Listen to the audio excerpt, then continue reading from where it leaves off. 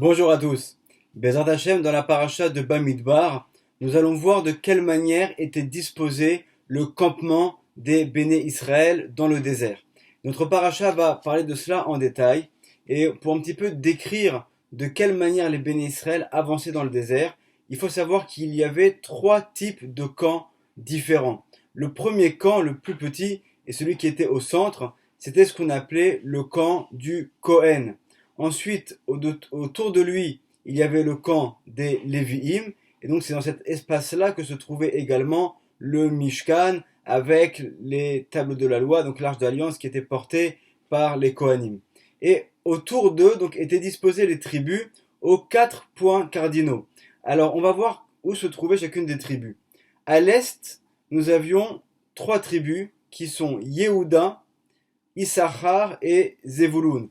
On sait que d'une part, Yehuda est cette tribu de laquelle va descendre le roi David, donc c'est la tribu qui représente la royauté, c'est elle qui allait en fait en tête du campement, et avec elle, Issachar qui représente la Torah, puisque la tribu de Issachar était composée de personnes qui passaient toute leur journée à étudier la Torah, et Zevulun, qui sont ces commerçants, qui sont ceux qui ont soutenu la tribu de Issachar pour leur permettre de pouvoir étudier la Torah.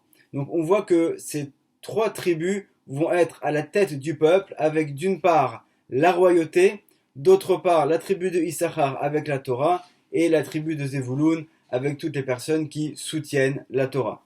Donc ces 3 tribus se trouvaient, comme on l'a dit, à l'est.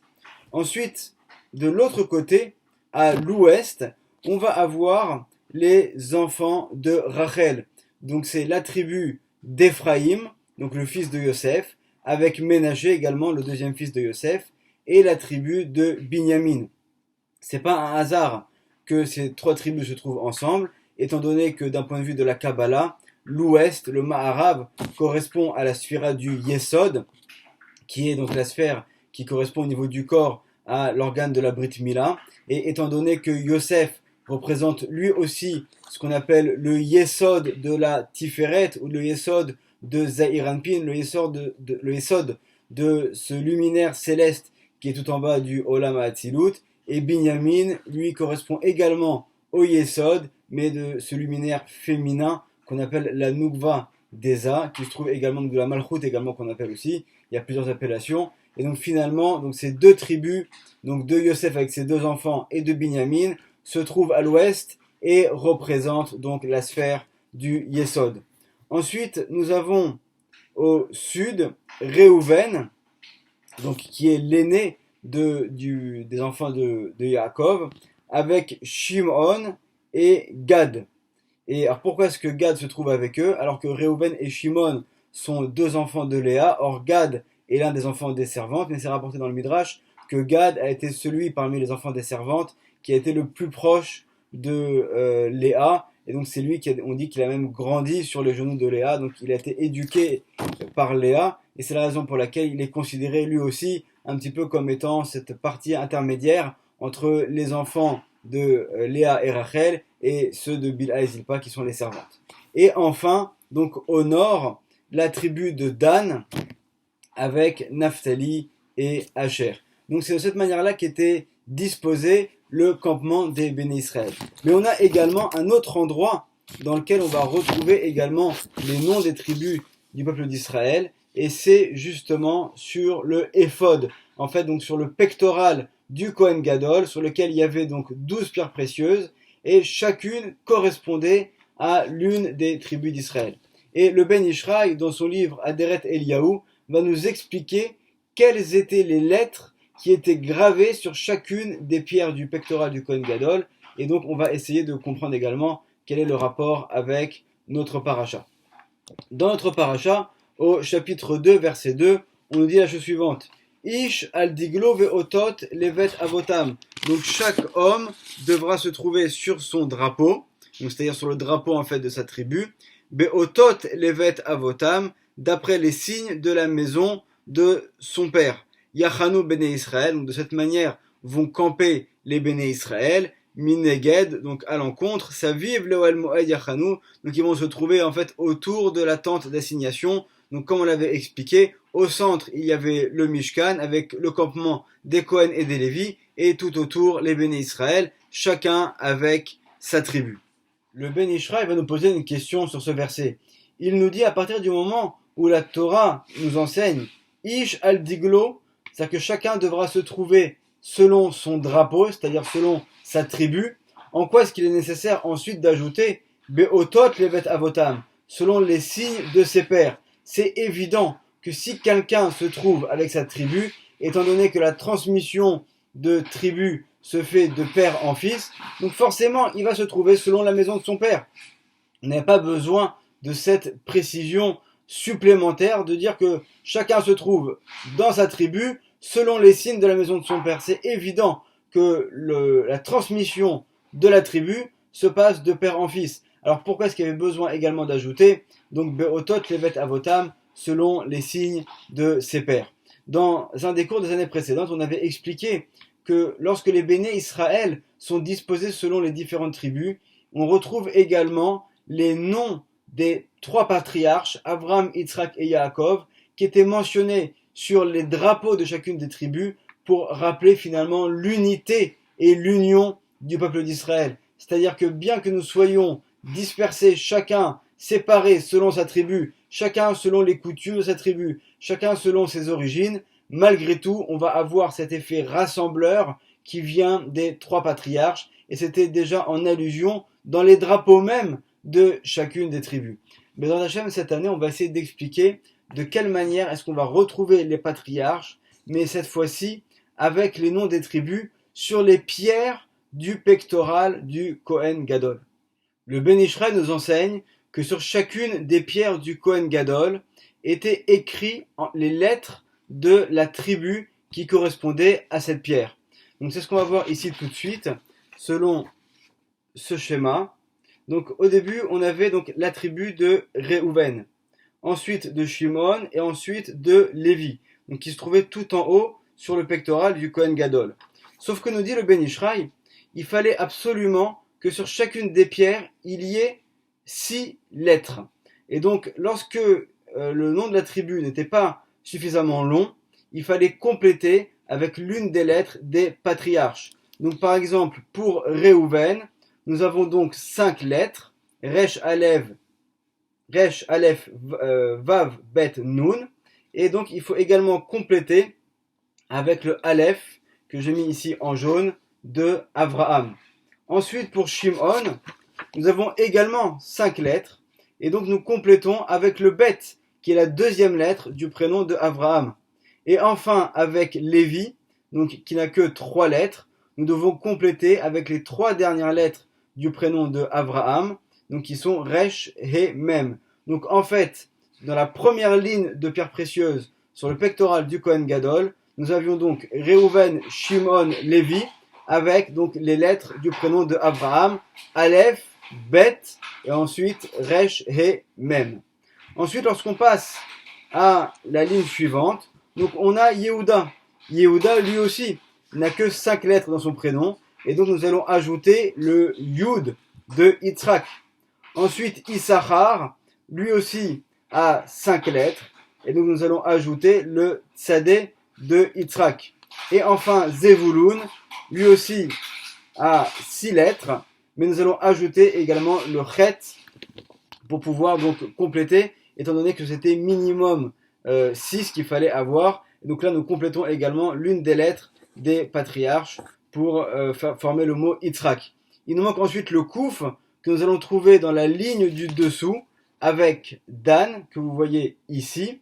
Et Dan n'a que 2 lettres dans son prénom, et donc nous allons compléter avec 4 lettres. Donc le Kouf, qui est la dernière lettre de Yitzhak. Et de cette manière-là, nous allons compléter totalement le prénom de Yitzhak. Et ensuite, les 3 premières lettres de Yaakov, donc Yud, Ain, Kouf. Ensuite, la pierre précieuse suivante, c'est celle de Naphtali. Naphtali n'a que 5 lettres également dans son prénom, et donc nous lui ajoutons également donc le Bet de Yaakov. De cette manière-là, nous avons donc complété Avraham, Yitzhak et Yaakov, dont les prénoms sont inscrits avec les noms des tribus sur les pierres du pectoral du Kohen Gadol.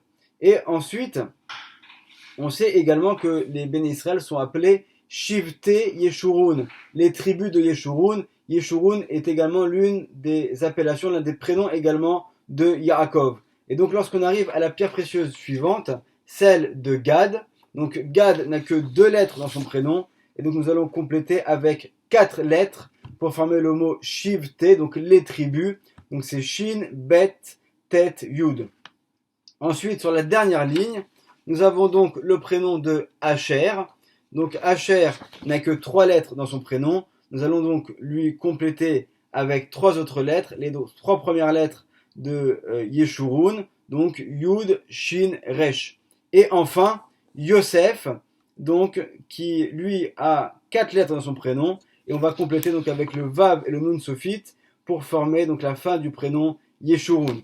Donc là finalement, avec les 11 premières tribus, nous sommes parvenus à former à chaque fois donc un minimum de 6 lettres par pierre précieuse, et également d'unir les noms des patriarches, donc Abraham, Yitzhak, Yaakov, et ce surnom donc, de Shifte Yeshurun, avec les noms des tribus du peuple d'Israël. Et enfin, il reste le dernier, c'est l'exception, c'est la tribu de Binyamin. La tribu de Binyamin, donc Binyamin dans son prénom a déjà 6 lettres, et il n'est pas nécessaire de lui compléter des lettres avec les noms des patriarches. Alors comment se fait-il que Binyamin est une exception?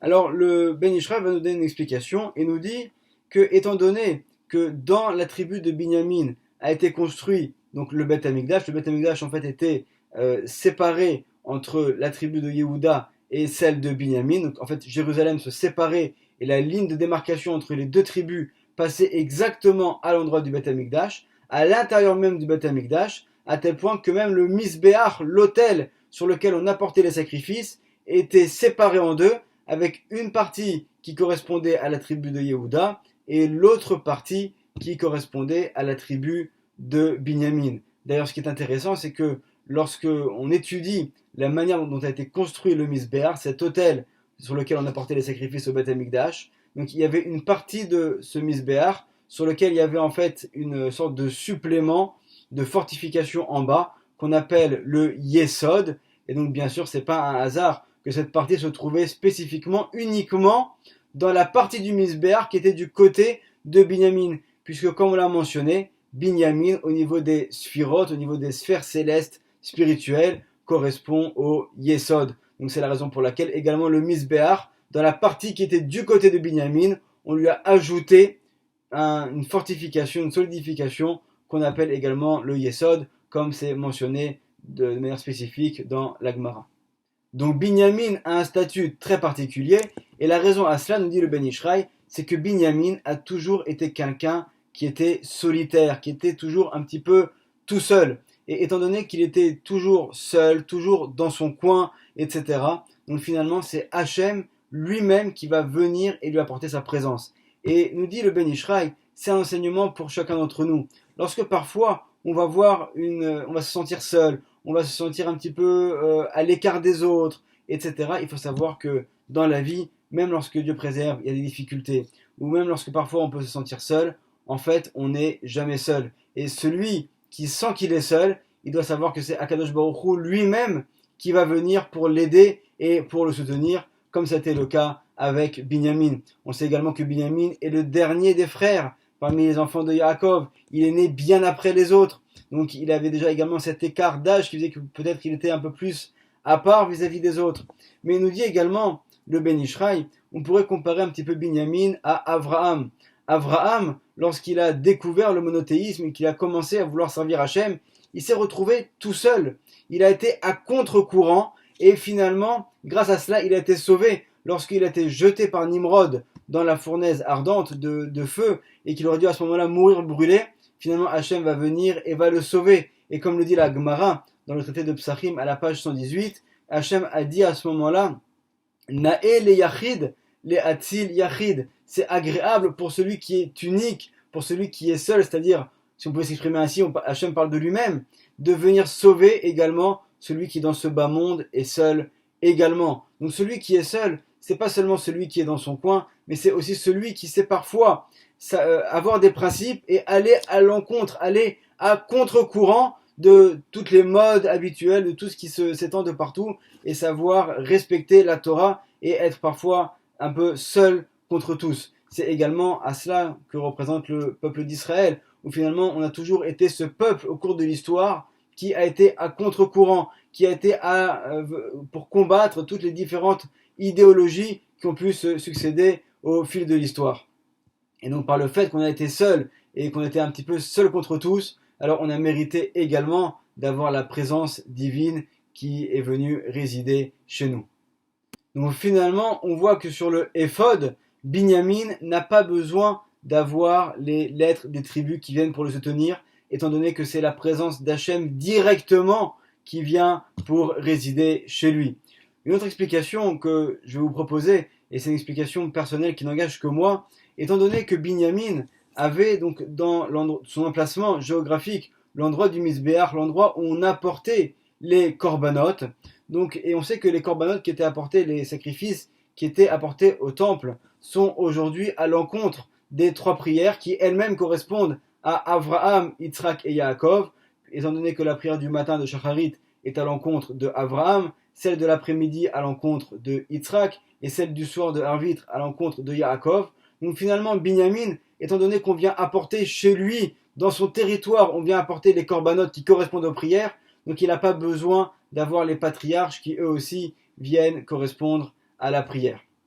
Donc quoi qu'il en soit, on voit donc cette particularité de la tribu de Binyamin.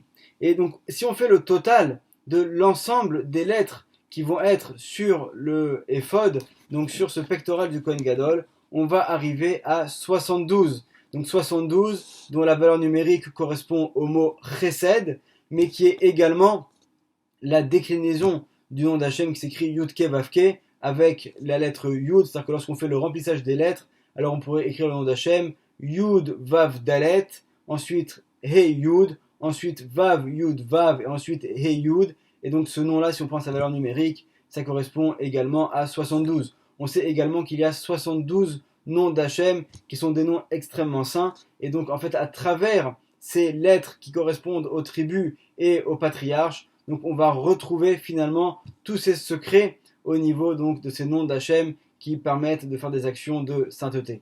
Le Ben Ish Chai va poursuivre et nous dire Kedushat vema'alat ashvatim, donc la sainteté et la grandeur des tribus, ni keret, elle va être reconnue, mais avne ha'ephod, par les pierres qui se trouvaient sur le pectoral du Kohen Gadol, asher shemotem chakukim bo, dont les prénoms sont inscrits dessus. Alors on va maintenant reprendre notre verset et essayer de le comprendre grâce à cette explication.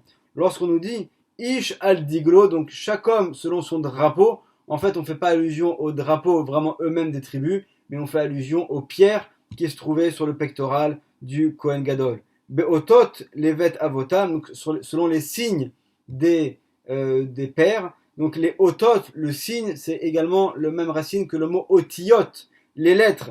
Et donc c'est la raison pour laquelle chacun aura également le complément de ces lettres grâce aux lettres, les vet avotam de ses pères. On ne parle pas des pères des tribus, on parle en fait des patriarches Abraham, Yitzhak et Yaakov.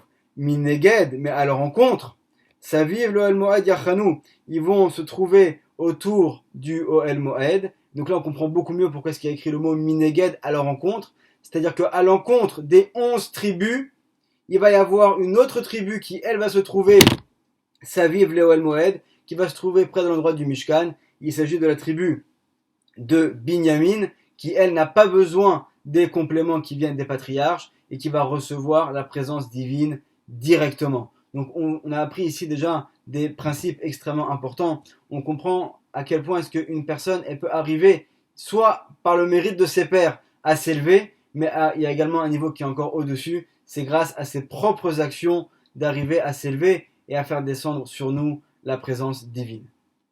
Bezrat Hashem, pour terminer ce Dvar Torah, on va mentionner quelques faits qui concernent Binyamin. Et comme on l'avait mentionné selon cette explication du Ben Ish Chai, qui nous dit que Binyamin est parvenu par lui-même à arriver à un tellement haut niveau, donc il semblerait que Binyamin, grâce à ses efforts, il soit même parvenu à obtenir des choses que normalement, selon les règles peut-être, il n'aurait pas pu obtenir. Et c'est ce qu'on va voir tout de suite dans le Midrash. Au moment où Yaakov va, avant de mourir, va bénir ses enfants, il va bénir Binyamin, et comment est-ce qu'il appelle? Binyamin Ze'ev Itraf. Binyamin, un loup qui va venir, qui va capturer, mais capturer dans le sens où normalement il n'a pas le droit à quelque chose, il vient, il attrape sa proie et vite il s'en va avec. D'ailleurs, entre parenthèses, on voit que Binyamin, donc de nouveau, est comparé au loup, donc ça nous fait penser bien sûr au loup solitaire, comme on l'avait mentionné que Binyamin était quelqu'un de solitaire. Et donc nous dit le Midrash, Binyamin Ze'ev Itraf, donc Binyamin, ce loup qui vient capturer sa proie. Mais d'Aber Beshoftav, on parle ici des juges qui vont descendre de la tribu de Binyamin. Ma'azev Azer Chotef, de la même manière que le loup va venir et va vite attraper sa proie. Car Khataf Ehud Libo Shel Eglon, de cette manière-là, Ehud, qui est l'un des juges dont on parle dans le livre des juges au chapitre 3, va réussir à capturer le cœur de Eglon, qui était à ce moment-là l'un des rois ennemis du peuple d'Israël, Ada ou Dirtiv, comme il est écrit dans le livre de Shoftim, Ve'ehud ba'elav ve'u yoshev. Donc on voit que finalement Ehud va réussir à tuer ce roi en ayant sa confiance, et doucement il va finalement parvenir à s'isoler avec lui pour le tuer. Donc on voit ici un cas de quelqu'un qui descend, donc un des juges qui descend de la tribu de Binyamin et qui va avoir cette même qualité que son ancêtre, ce père de tribu. Mais on va voir encore d'autres personnages que tout le monde connaît.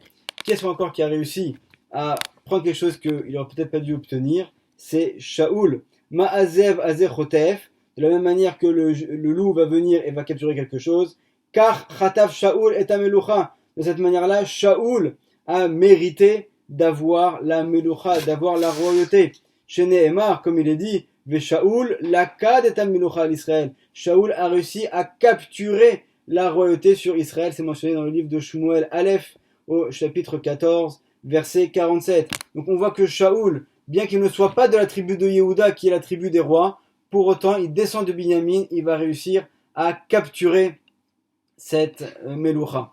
Ensuite, qui encore a eu la royauté alors que normalement il n'était pas forcément prédisposé pour l'avoir? Il s'agit de la reine Esther. Car Esther, Chotefet Ameloucha, de cette manière-là également Esther Amalka dans l'histoire de Purim, va réussir à capturer la royauté alors que c'est une fille du peuple d'Israël. Elle a a priori aucune chance de mériter cette royauté. Ada ou Dirtiv, comme il est écrit, va-t-il Esther a été prise. C'est-à-dire qu'elle n'a pas eu le choix directement, on lui a donné cette meloucha. Et donc elle va, Bayom Ma'ou, Nathan Amelech Achashverosh, donc ce jour-là, le roi Achashverosh a donné les Esther à Malka, donc a donné à Esther, donc non seulement la royauté, mais également par la suite, également la maison de Haman, une fois que Haman va être pendu. Donc on voit ici de nouveau la grandeur donc de Binyamin, qui a mérité donc d'arriver à de très hauts niveaux, et on ne sait pas est-ce que non, s'il s'était pas comporté de cette manière-là, est-ce que finalement ses descendants auraient eu aussi cette grandeur? Mais finalement, grâce au fait qu'il va réussir à aller à contre-courant, à avoir cette modestie, à être celui qui va savoir donc être le représentant de l'unicité d'Hachem, c'est lui qui va mériter de recevoir sur lui la présence divine. Bezrat Hachem, que nous puissions nous aussi avoir le mérite de revoir la présence divine dans ce monde avec la venue du Mashiach et la reconstruction du troisième Beth Amikdash. Bimera, Beyamenu Uberachamim, Amen, Ve Amen, Shabbat Shalom.